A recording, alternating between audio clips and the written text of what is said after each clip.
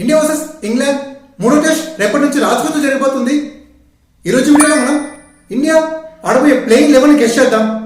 ముందుగా ఓపెనర్స్ గా రోహిత్ శర్మ, జైస్వాల్, నెంబర్ 3 లో గిల్, అలాగే నెంబర్ 4 కోహ్లీ కంప్లీట్ గా ఈ ఇంగ్లాండ్ టెస్ట్ సిరీస్ కి అనవైలబుల్ కాబట్టి నెంబర్ 4 లో పటిదార్ ఆడతాడు. అలాగే కేఎల్ రాహుల్ కూడా ఇంజరీ వల్ల థర్డ్ టెస్ట్ కి అనవైలబుల్ కాబట్టి మనకి నెంబర్ 5 లో సర్ఫరాజ్ టెస్ట్ డెబ్యూ చేయబోతాడు.